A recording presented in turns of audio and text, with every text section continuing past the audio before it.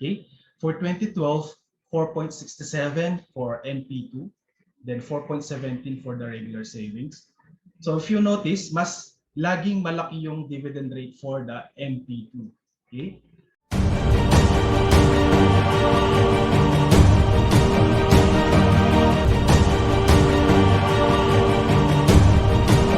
Magandang araw ka-finance! Welcome back to Financial 101. For this episode, we will be answering the commonly and frequently asked questions about Pag-IBIG Fund MP2 Program.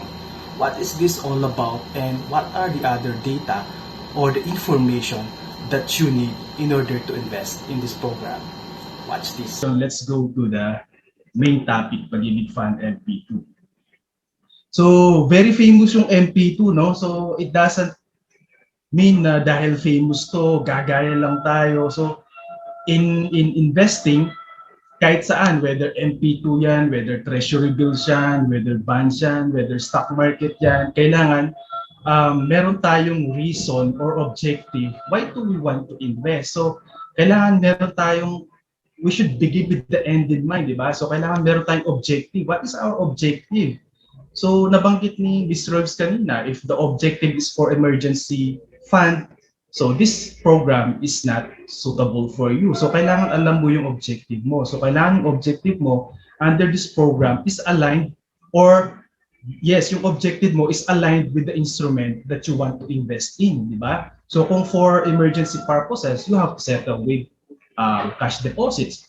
If you want to attain the long-term goals, let's say 5 years, 10 years, so you have to find other instruments that will fit your objective. Okay? So yung objective na yun, yung tinatawag natin financial goals. So yung mga financial goals, for example, ayan, whether you want to buy a house and lot in 5 years time, or you want to have your down payment for the purchase of brand new car, or for your children's education, or for your travel abroad with your family. So those are the samples of financial goals or your objective. Why do you want to invest in MP2? Hindi lang yung ay sikat siya, even in social media, tapos gagaya ka lang. No, so kailangan you have the financial goal or the objective in the first place. And the second one is, the very important, is to beat the inflation rate. Okay? So familiar naman kayo sa inflation rate, di ba? Yes. Familiar naman, no? So inflation rate, this is the rate of increase in the price of goods and services in the country. So last month, actually 2 months, so the inflation rate was at 4%. Okay? So ano yung effect ng inflation rate sa pera natin? So yung inflation rate, nadidevalue yung purchasing power ng pera natin. So for example, yung cost of bread today is 100 pesos. If there's inflation rate for this year, let's say 4%, so the average inflation rate is 3% to 5%. For example, the inflation rate for this year is 4%. So magkano na yung bread next year? So 4% of 100 is 4 pesos. So yung cost of bread by next year is 104 pesos. Okay. Assuming you have 100 pesos today, if you deposit your 100 pesos, so magkano ba yung interest sa bank? Before, it was, so very familiar si Ms. Verbs dito, 0.125%. It's far below 1% per year. Okay? But ngayon, binabaan na ng BSP, parang 0.0625%. So talagang mababa na talaga yung interest rate for cash deposit. So assuming, time deposit na 1%. So, dineposit mo sa bangko, tapos nag-earn ng 1%. So, magkano yung 100 pesos mo? Magiging 101 pesos. So, do you think your 101 pesos can be able to purchase the bread costing 104 pesos?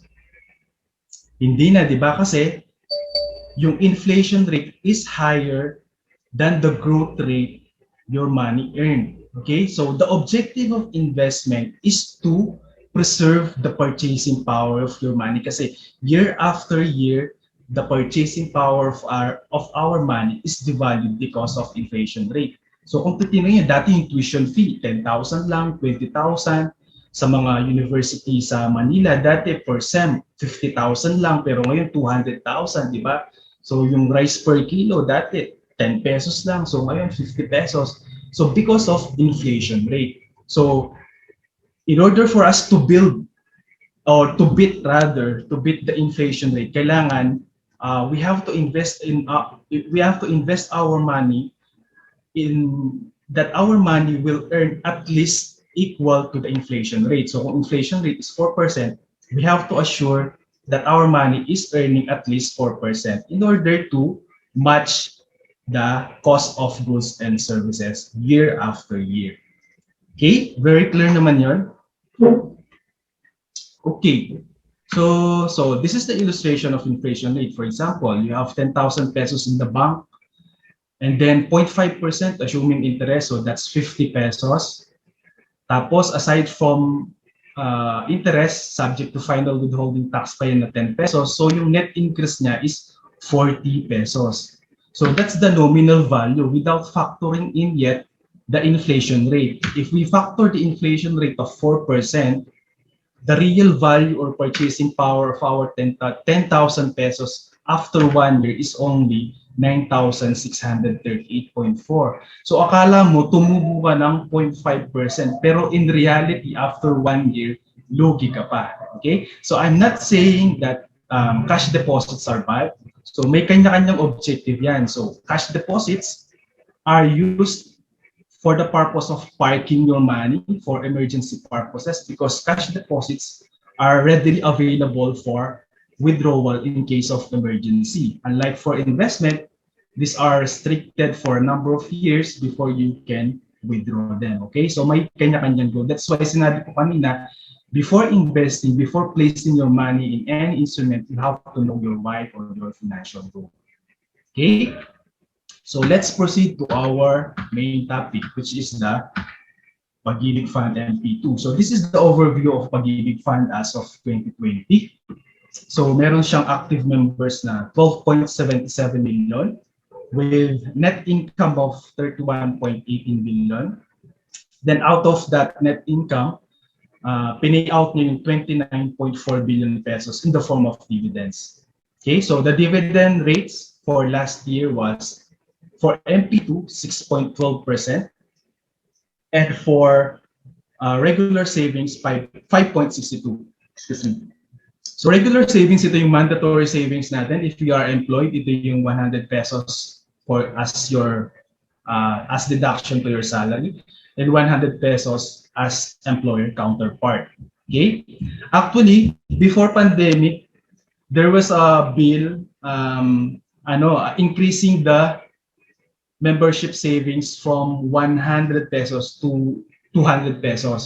Kasi yung 100 pesos, ano pa yan 1980s pa yan. Nag-increase na lahat. PhilHealth, SSS, nung Pag-IBIG contribution pa yung hindi nag-i-increase. But don't you worry, all your savings in Pag-IBIG Fund, even a single centavo, walang matitira kay Pag-IBIG Fund kasi all your savings will be given back to you, plus any dividends earned. So even a single centavo, walang kukunin si Pag-IBIG Fund. So it's not a disadvantage on your part kung ma-implement man yung increase from 100 pesos to 200 pesos. Okay? So any questions so far? Okay, wala naman. So let's continue. So these are the historical returns or dividend rates of Pag-IBIG Fund from year 2012 up to year 2020. Okay, for 2012, 4.67 for MP2, then 4.17 for the regular savings. So if you notice, mas laging malaki yung dividend rate for the MP2. Okay, 2013, 4.58, 2014, 4.69, 2015, 5.34, 2016, 7.43. The highest dividend rate was in 2017, 8.11, tapos 2018, 7.41, 2019, 7.23, and for last year, despite the pandemic, 6.12% pa rin yung dividend rate. Okay? So, had you invested 10 million pesos in January 2020, your 10 million pesos could have already earned dividends of 612,000 pesos in just 1 year, di ba? So that's financial system. In financial system, it favors those who have money. In financial system, money begets money. That's why our objective is to start from 0 to 1 million. So the moment we achieve our 1 million, it becomes a lot easier for you to achieve the 5 million pesos, provided we know how to use the financial system. Okay, so if you have 100 million pesos, so magkano yung dividend nun? So meron kang 6,120,000 pesos dividend in 1 year, di ba? So let's proceed.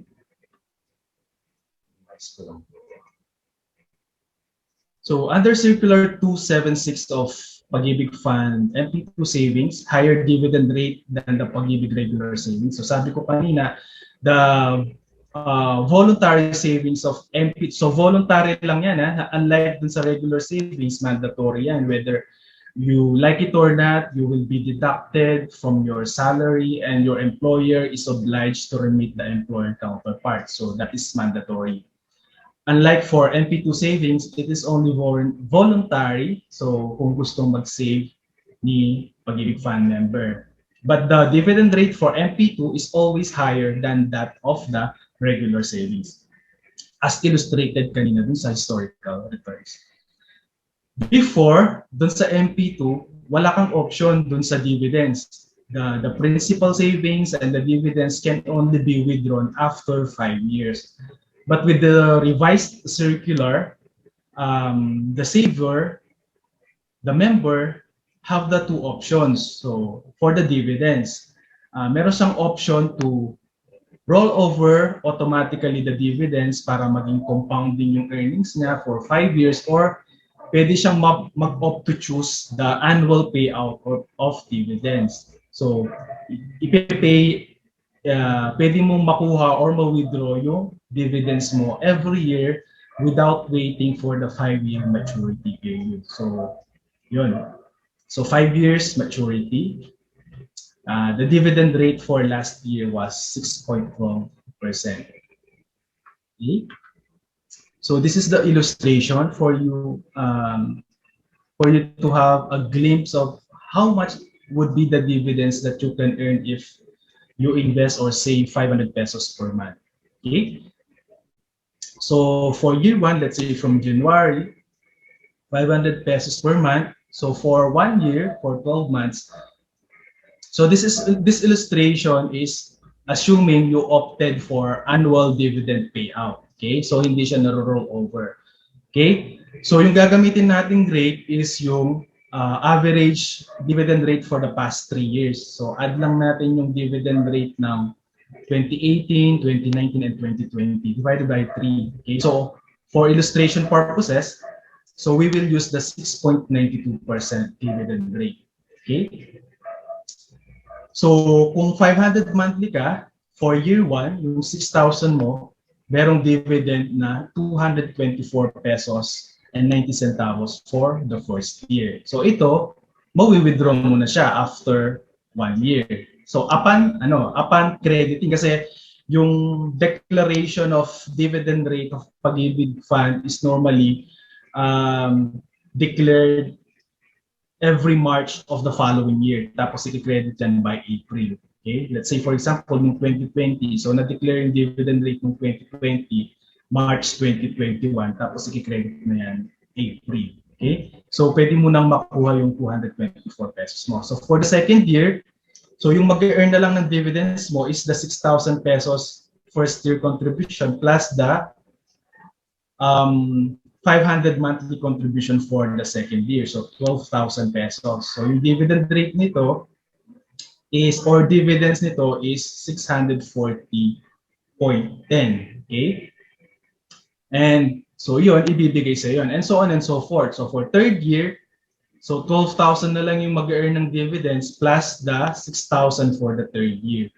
So all in all, kung 500 pesos monthly ka, yung total na nakuha mong dividends for 5 years is 5,200 plus. Okay?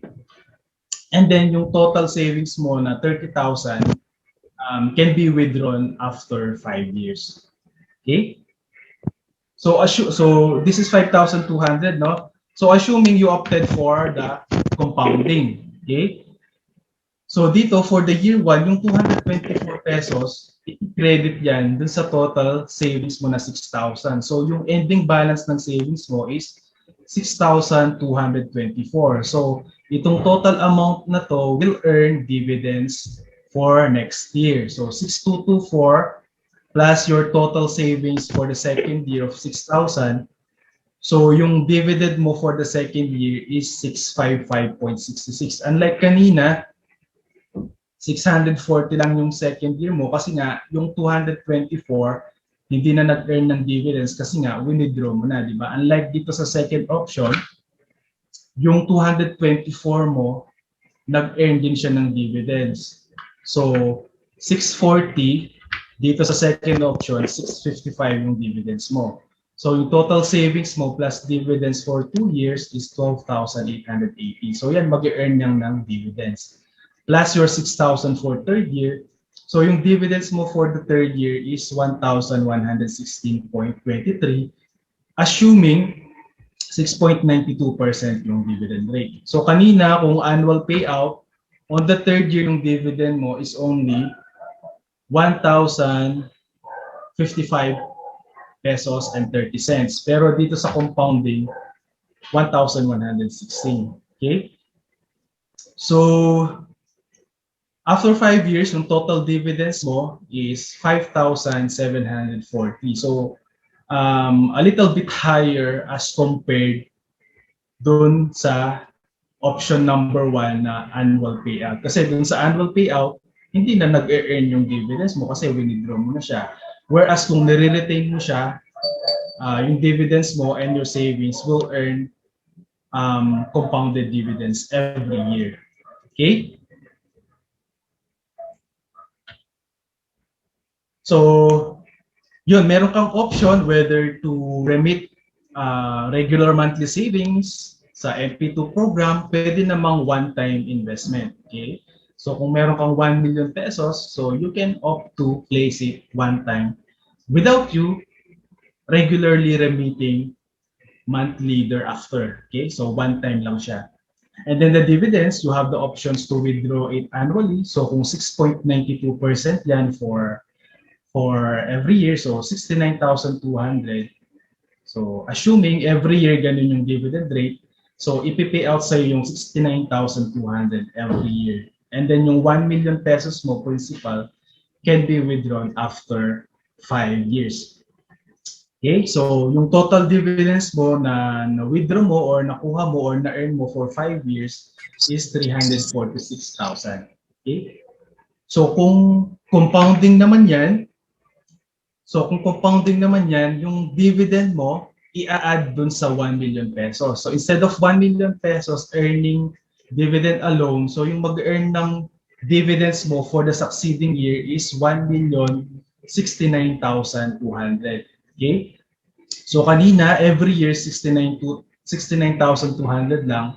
Pero for compounding, nag-i-increase yung dividends mo. So 73,988 for second year, tapos third year 79,108, fourth year 84,582, fifth year 90,000. So nag-i-increase siya kasi nga nire-retain mo yung dividends earned mo, hindi mo siya kinukuha. Okay? So yung total dividends mo, if compounding yung pinili mo for 1 million pesos investment, is 397,316 as compared dun sa annual payout, nasa 346,000 lang. So, 50,000 higher, more or less. Okay, so sayang din yun if wala ka namang paggagamitan dun sa dividends mo every year, di ba? So, why not allow your money to work for you? Okay? Kung yung objective mo naman is to use your money after 5 years.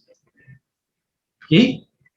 So that's basically, so yung computation side actually, I made the Excel computation pero medyo ano lang siya, time consuming if ano siya, if ipapakita ko sa inyo.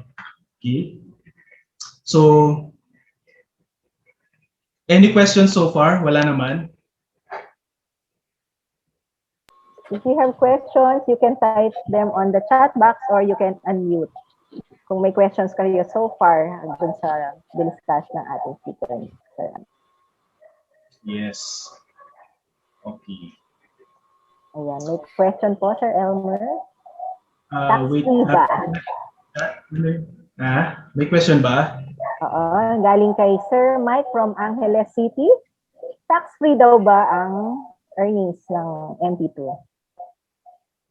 Yes, tax exempt siya, unlike for other investment or cash deposits or treasury bills. So tax-free siya. So 100% of your dividends will be credited to you. So tax-free. Yes, it's a tax-free.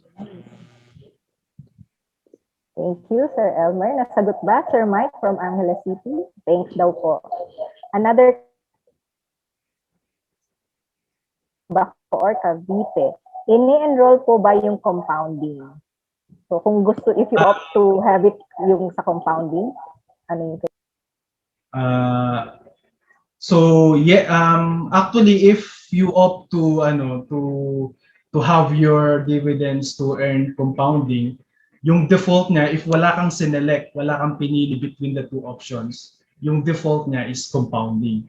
So if you want to select the annual, you have to select na annual payout siya. Pero if wala kang sinelect din sa dalawa, so yung magpi-prevail is the compounding. So mas maganda, better if gusto mo is compounding, select the compounding na para talagang sure na compounding. Pero if wala kang sinelect, yung default na ibibigay ni Pag-IBIG Fund is compounding. nasagot ba, Sis Jolene? Check ko po kasi yung MP2 ko, recently lang po 'di ba yung compounding, i-check ko po kung default ba yun kasi parang 2 or 3 years na yung MP2 ko. Tapos wala akong online login. Wala akong na-select dati ng ganun, I believe. Pero wala ka namang nakukuha na yearly dividends? Wala po. Wala po. Yun yung default. So, Default. Okay. Compounding. Okay po. Thank you. Thank you. So let's proceed. Actually, merong mga templates dito na question and answer. Baka nandito yung mga questions nyo. Okay? So who can save under the MP2 savings program? Active Pag-IBIG Fund members. So yung mga employed, mga self-employed, with business.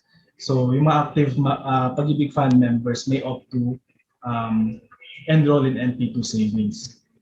Former Pag-IBIG Fund members with other sources of monthly income, or pensioners regardless of age with at least 24 monthly savings. Before kasi, pag retired ka na, you are not eligible to save in MP2 program. Pag na-retired ka na, tapos winidraw mo yung membership savings mo. But ngayon, with the revised circular, so kahit retired ka na, tapos kinuha mo na yung regular savings mo, you are still eligible to to save in MP2 savings, provided within 2 years magsasave ka sa MP2. So 24 months. Okay?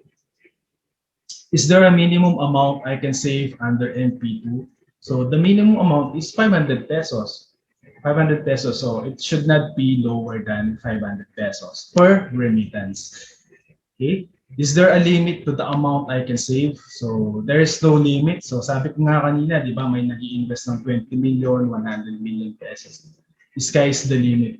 Pero if your remittance is 500,000 pesos, so instead of cash, you have to convert your cash into personal check or manager's check for 500,000 pesos remittance and above. Okay? So how do I save under MP2 savings program? So you may regularly save a minimum amount of 500 pesos monthly, or you may opt for one-time savings. So just like yung illustration ko kanina, di ba, merong 500 monthly or one-time investment. Okay? So how much dividends will my savings earn? So MP2 savings will earn government guaranteed. So ito siya, tax-free dividends. So a rate higher than that of the regular savings. kasi under the uh, charter of Pag-IBIG, so at least 70% of the net income of Pag-IBIG Fund, so it should not be lower than 70% should be distributed to the members in the form of dividends. So guarantees whatever the income of Pag-IBIG Fund for the year, 70% of that will be declared as dividends. Okay? So historically, normally yung dinideclare naman na dividends is above 90%. Okay? Hindi kasi nagre-remit ng tax si Pag-IBIG Fund sa Treasury, unlike si Land Bank, si Pagcor, yan. Nagre-remit ng taxes yan sa Treasury every year. Si Pag-IBIG Fund, tax-free siya, so hindi siya required to remit in the government. However, a portion or at least 70% of its net income should be distributed to the members in the form of dividends. So it's a mutual fund company. Okay? So when can I receive my... Yes? Sir Elmer, may question lang sa chat para lang bago tayo. Yes, sige. May nagtatanong si Nels Lagman from Mexico. The raining is from the raining payment. Magkan yung one-time na investment, may minimum daw po ba yon for Yung the one-time investment? One-time investment? Oo, yung hindi na siya magre-remit monthly. Kung if he opts for a one-time investment, may minimum amount po ba yon? Yes, meron. 500 pesos.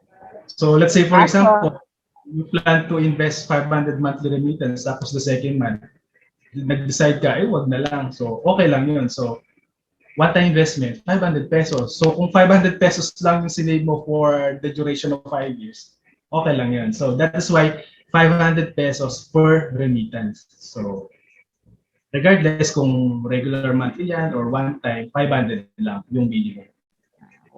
Okay. So parang 500 and no limit. Basta ang peg, ang ano lang talaga, 500. Ayan. Si Nels Lagman, thank you for that question. Nasagot naman. Ayan, si Miss Michelle. Miss Michelle, from San Fernando, do you want to unmute and ask your question to Sir Elmer?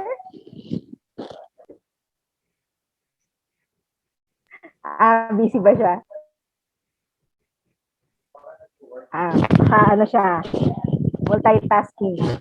If may sinet ka na amount na ni-register ninyo monthly, pag po ba nakamiss ka magbayad, may penalty po ba?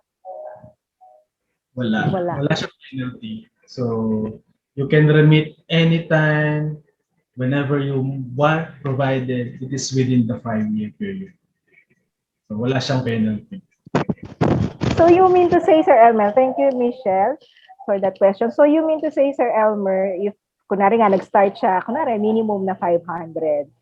So, pwede siyang hindi regular yung ibig sabihin niya. Yeah. So, kahit hindi regular yung pag-remit niya, continuous naman yung pag-earn niya. Yes. Tama?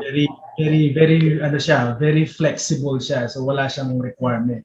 So, kahit, let's say, gumising, gusto kong mag-save ng 500. So, pwede yun. Basta kung kailan mo gusto within 5 years. So, wala. Okay lang yan.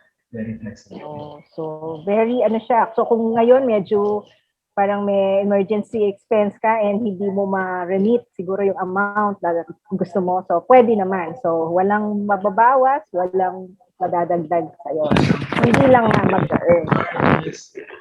Kasi ngayon, pandemic, for 2 years, wala kang income. So, for 2 years, wala kang savings. Okay lang yun. So, or let's say, nag-invest ka ng 500 pesos upon application, tapos last day of the 5-year period, nag-invest ka ng 500 pesos, pwede yun. So, very flexible siya.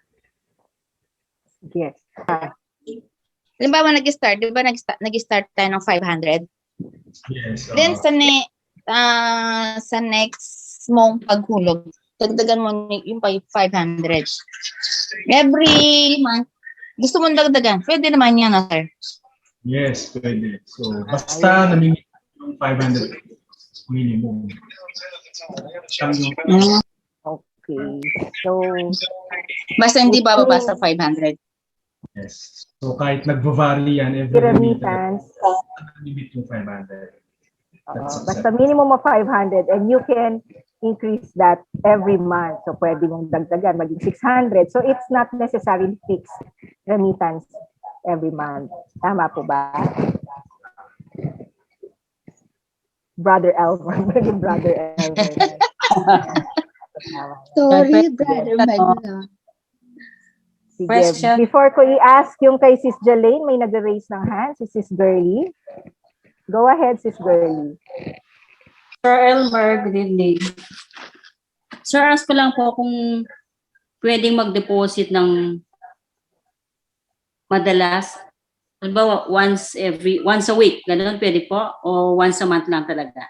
Yes, pwede. Actually, kung gusto mo 5 times a day, pwede. Wala po siyang okay.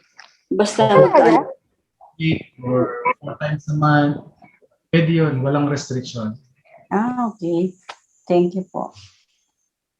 Yung ano lang doon, yung tab mo lang doon, yung sarili mo kasi medyo additional hassle on your part, di ba? Kung instead of fixing the time, the schedule to remit one time na lang every month, to save time, pero nasa sayo pa rin yun. Wala namang restriction sa number of remittance every month. Okay, thank you po. Miss Girlie, apply ka na. Apply na tayo. Yung question from Bacoor, Cavite, na galing kay Sis Jelaine, parang nasagot na. So, maybe we can pause muna the questions and continue with the discussion. Okay lang? Thank you for all the questions. Masagot dito. Okay? So, when can I receive my MP2 dividends? So, you may choose to receive your MP2 dividends to any of the following options. So, yung compounding after 5 years or annually. So, yung annual, i-credit yan dun sa bank accounts mo. So, yung accredited banks or yung partner banks is Land Bank, DBP, and other banks. Alam ko, accredited na is UCPB and Union Bank. So, yun, isusulat mo lang upon application kung ano yung preferred bank mo. Then, every year, pag na-credit na yung dividends, doon i-credit ni Pag-IBIG yung annual dividends niya. For OFW naman na walang mga bank details or bank accounts, so ipipay out yung dividends in the form of check. Okay, so for pick up yung check. Okay, so that's my next question. So baka isa sa mga questions nito, can I reapply for new MP2 savings account once my MP2 savings matures? Yes, once your MP2 savings reaches its 5-year maturity, you may reapply for new Pag-IBIG MP2 savings account. Members may claim their MP2 savings anytime upon its maturity. So, pag nag-mature na siya 5 years, kasi pag nag-mature yung MP2 mo, tapos hindi mo kaagad nakuha, mag-earn pa naman yan ng dividend for next 2 years hanggang 7th year. Let's say nakalimutan mo, may 10 million pesos ka pala sa MP2, nakalimutan mo, nag-mature na siya, 10 million nakalimutan, no? Talagang mayaman si ano. So mag-earn pa rin yan ng dividends for the next 2 years hanggang 7th year. Pero yung dividend rate na i-apply doon is yung for regular savings na lang. So yung lower dividend rate. So after 2 years, pag hindi mo pa rin siya kinuha, mag-stop na yung earnings niya. Okay? So, i-reclassify na ni Pag-IBIG Funds as accounts payable. Okay?